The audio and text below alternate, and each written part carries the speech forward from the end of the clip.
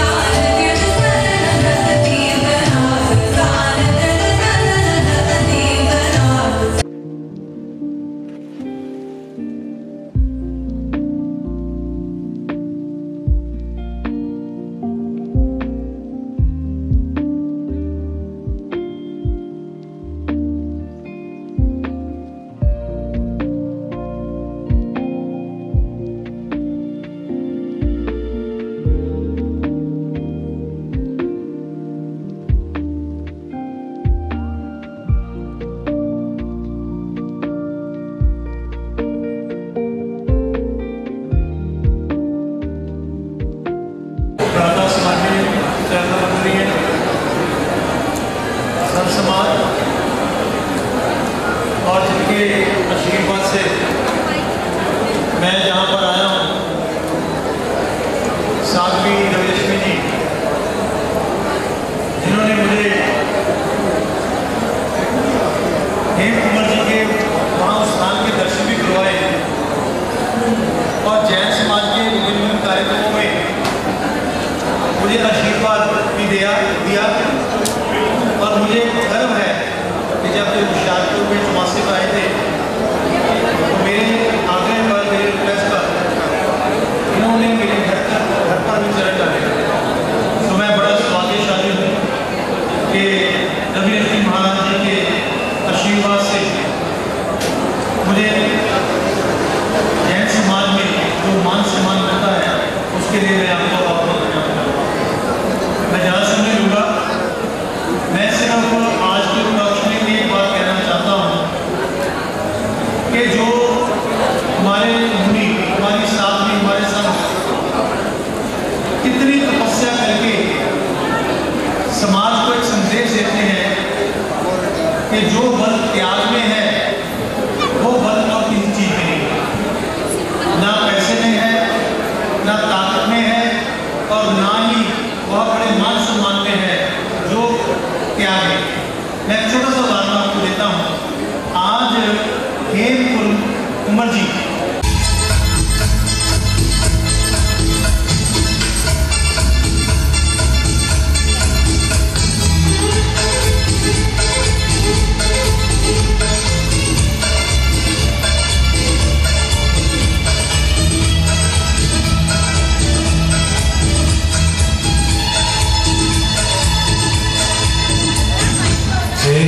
जन्मदिन का ये पावन, हेम जन्मदिन का ये पावन उत्सव आया है। आपके स्वागत में सारी नगरी को सजाया है। हेम जन्मदिन का ये पावन, हेम जन्मदिन का ये पावन उत्सव आया है। आपके स्वागत में सारी नगरी को सजाया है। हमारा सफर करें और वहाँ पर वचित्र परिस्थिति के अंदर मेरे को पता है कि युग पुरुष वात्सल्य वाल्मीकि उपप्रवर्तक श्री सुभाष मुनि जी महाराज पिछले दिनों के अंदर बहुत अस्वस्थ रहे और आप सबने भी शाशीष पर उनसे प्रार्थना की होगी, लेकिन मैंने भी उनके नाम की माला थी श्री रूपचंद जी महाराज और काशनाथ भगवान की गुरु माता थी कि गुरुदेव जल्दी से जल्दी स्वस्थ हो जाएं। वैसे तो स्वस्थता की और बढ़ रही है, लेकिन फिर भी बहुत अधिक स्वस्थ नहीं है। यदि बहुत अधिक स्वस्थ होते तो वैसे हम बढ़ाते। और ऐसी स्थिति के अंदर, ऐसी परिस्थिति के अंदर सुधीर मुनि जी महाराज आए। ये गुरु माता के प्रति उनके अन्य आस्था का प्रकटीकरण ही है।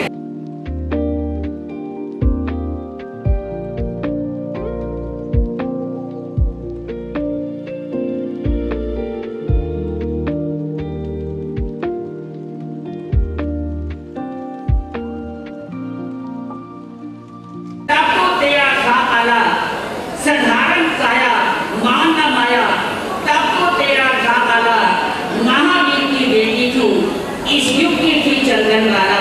गुरु माँ महावीर की बेटी तू, इस युग की थी चंदन वाला, इस युग की है चंदन वाला।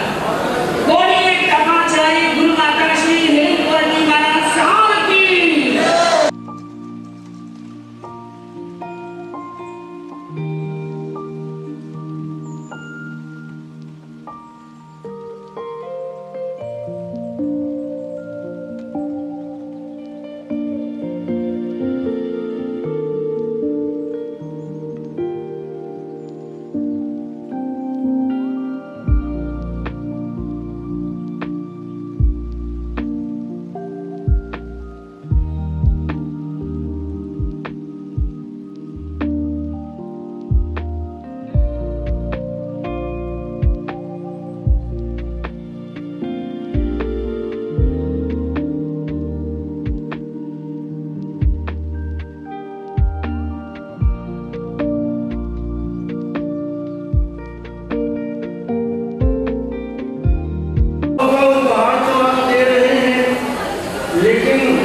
रिटर्न गिफ्ट का भी रिवाज होना है ना, वो होना चाहिए।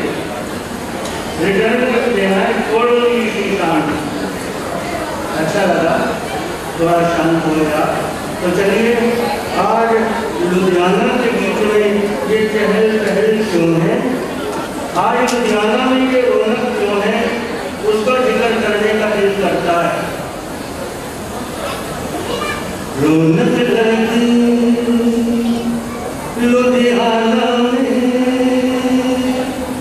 ऐसी क्या बात हो गई।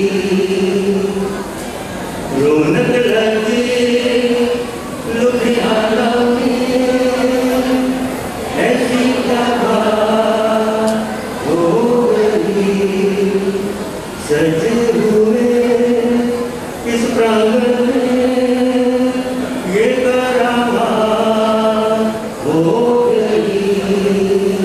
और जिनका हम आज जन्म शताब्दी वर्ष मनाने यहाँ आए हैं, उनके चरणों में चमत्कार होते रहते थे, करामात होती रहती थी। इसलिए ये बात मैंने यहाँ लिखी है, ये करामात हो गई।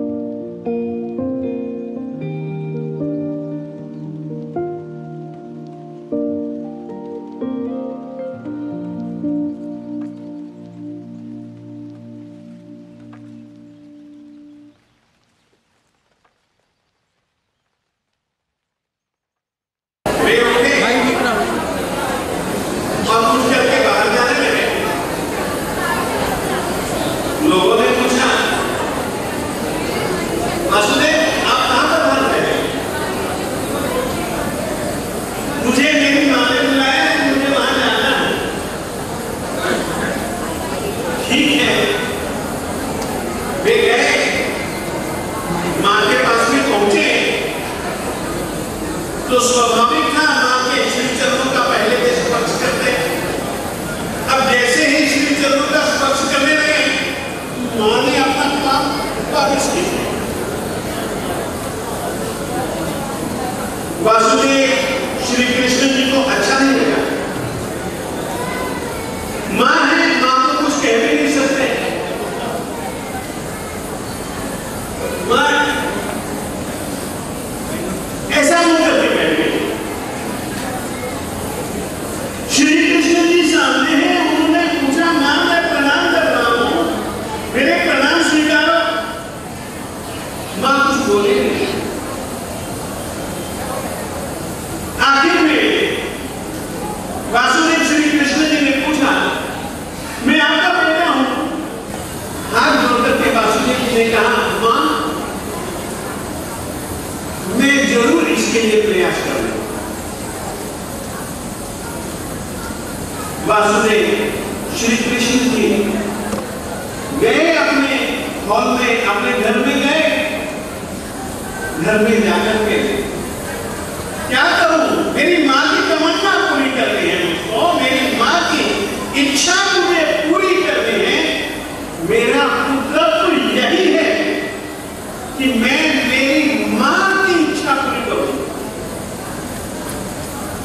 मां को चाहिए बेटा मुझे मेरा भाई मिलेगा, क्या करूं क्या करूं क्या करूं। उसी समय उसके दिल दिमाग में एक ख्याल आता कि मुझको तपस्या करनी चाहिए।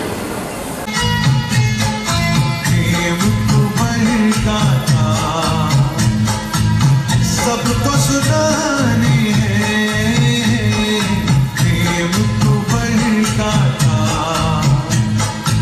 सबको सुनानी है। जैन धर्म की महासाध्वी की ये कहानी है, प्रेम को बढ़ता था। जय हो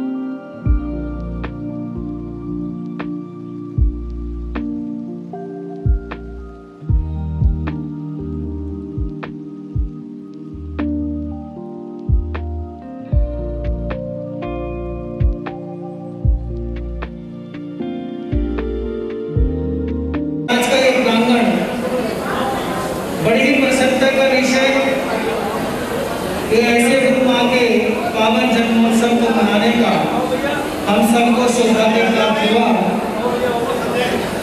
लेकिन इस प्रांगण में आप देख रहे हो कि अनेक साधु साध्वी यहाँ पर विराजमान है।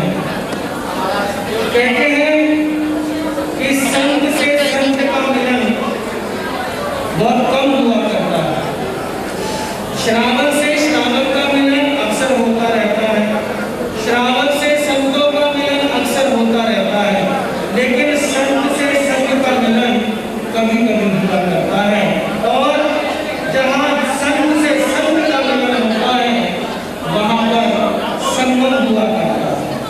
वहाँ संगम हो जाया करता है। कहते हैं कि जहाँ दो नदियाँ मिलती हैं, जहाँ दो नदियाँ मिलती हैं वहाँ संगम होता है, और जहाँ दो संत मिल जाते हैं वो तीर्थ बन जाता है, वहाँ महासंगम हुआ करता है। आज इस प्रांगण में सभी साथी साथियों का मिलना हुआ। ऐसे पावन उत्सव पर आपने एक चर्चा सुनी होगी। सभा का जो अनुशासन है वो मुझे पसंद है कि अगर प्रवचन सभा चल रही है, आपसे बात कर रही हूँ, तो कम से कम आपका भी वही अनुशासन होना चाहिए। आप देखिए कि हम कितने घंटों से आपके सामने एक ही आसन में बैठे हैं, और यदि सच पूछे तो मेरे घुटने पर चोट लगी हुई है, उसके अंदर का जो सूजन है उसमें बेहद पेन है, और उसके बावजूद भी मैं आपके सामने इसी आसन में बैठी हूँ।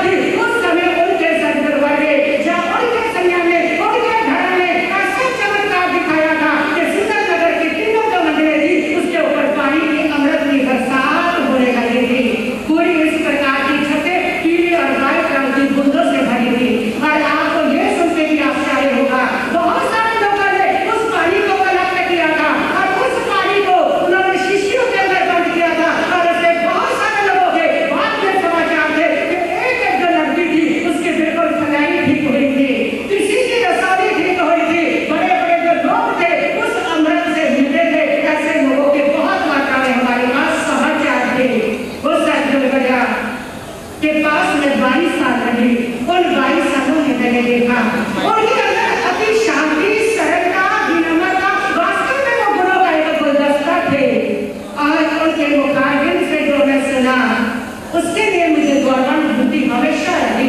वे कहते थे कि मैं सौभाग्यशाली हूँ कि मुझे रवि रश्मि जैसी आज्ञाकारी, सेवाकारी शिक्षा मिली है। वे कहते थे रवि के कार्यों ने मुझे हमेशा संतोष दिया है, रवि के कार्यों ने मुझे शांति दी है, समाधि दी है।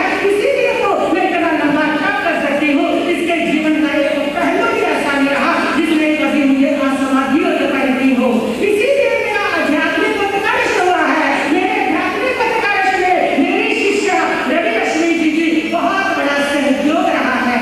मुझे आश्चर्य होता था कि शिष्य जो होता है, हर शिष्य अपने गुरु की प्रशंसा करता है, लेकिन गुरु तो ऐसा कोई होता है जो अपने शिष्य की प्रशंसा कर सके। कैसे कहूँ कितना कहूँ, क्योंकि महाराज ने तो याद कर दिया। क्या कहूँ, कैसे कहूँ, कितना कहूँ, क्योंकि बात सूरज की और दीप की जुबानी है। जो भी कहूँगी कम नहीं होगा, अर्थ नहीं होगा। जो भी कहूँगी कम नहीं होगा, अर्थ नहीं होगा, क्योंकि बात सागर की और बूंद की जुबानी है। बात सागर की और बूंद की जुबानी है। सर्वप्रथम पाठ पर शोभायमान रत्नत्रय के राजा वरिष्ठ प्रवर्तनी महासाधु श्री रविन्द्र जी महाराज साहब, महासाधु श्री साधु श्री पंडित सिंह जी महाराज साहब के चरणों में, श्री राजेश सिंह जी महाराज साहब के चरणों में कोटि कोटि नमन। उपस्थित धर्म प्रेमी बंधु और माता और बहनों, आज का जो दिन है वो बड़ा सुहाना दिन है। आज बड़ा मन भावन दिन है, क्योंकि आज का दिन अपनी आराधना तपाचार्य जन जन की आस्था की केंद्र महासाधु श्री हेम कुमार जी महाराज साहब उनके जन्म जयंती का शतक पूर्ण होने जा रहा है।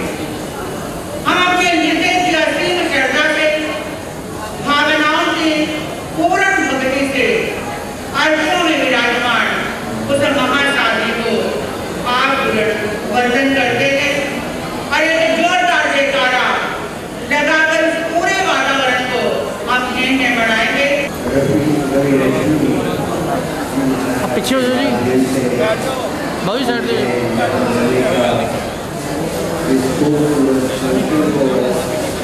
देखने का अवसर प्राप्त हो रहा है। महातपस्वी गुरनी मैया संसारा साधिका गुरनी मैया का आज जन्म दिन है और बड़ी खुशी की बात है कि सभा त्यागीर पलों तक भी लोग यहाँ पर बैठे हैं।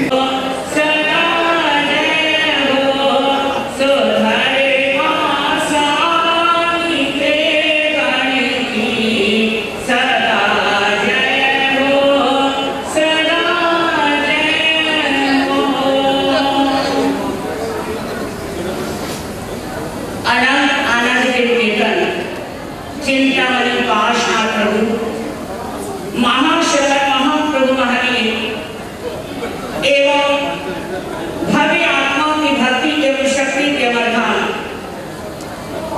विश्व श्रवण संघी महामंत्री पूज्य गुरुदेव श्री सौभाग्यमुनि जी महाराज साहब तथा मेरे जीवन के सर्वस्व, मेरे जीवन के महाप्राण गुरु माता श्री हेम कुमार जी महाराज साहब के पावन चरणारविंदों ने खेते की असीम आशा के साथ मेरा अनंत अनंत वंदन स्वीकार।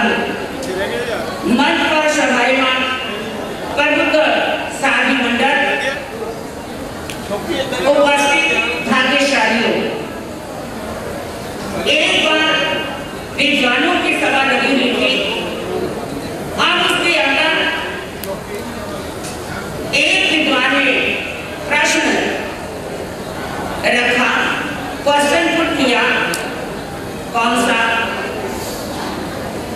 What is right.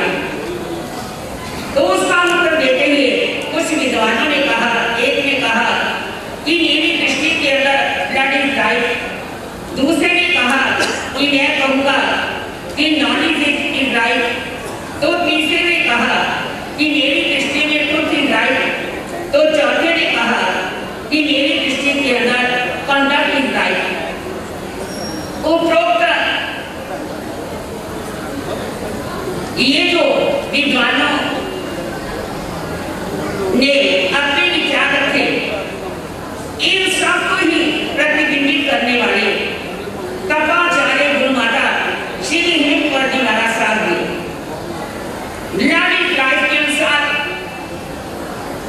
आपने सुना कि उन्होंने कहा कि जन्म लिया और रामा मंडी के अंदर 19 सितंबर 1924 को उन्होंने पीतम गुरुमुख माली के यहाँ माता जयकौर की रत्न कुक्षी से जन्म लिया। वो महापुरुष जिन्होंने सारे वर्ल्ड में एक क्रिएशन की है, खुशबू फैलाई है और आप लोग उनके निमित्त इतने लोगों को आपने आशीर्वाद दिया है, इतने लोगों की जिंदगी में आपने लाइट लगाई है। क्या कहना चाहेंगे कि आज का जो समागम था बहुत ही बढ़िया तरीके से हुआ? हाँ, आज का जो समागम है वो बहुत बढ़िया तरीके से हुआ, क्योंकि इसमें भी अदृश्य रूप में उसी महासाध्वी जी की कृपा रही हुई है। तपाचार्य श्री हेम कुंवर जी महाराज जैन समाज की नहीं, विश्व की ही ऐसे महान साध्वी रहे हैं जिन्होंने तप की परंपरा को आगे बढ़ाया।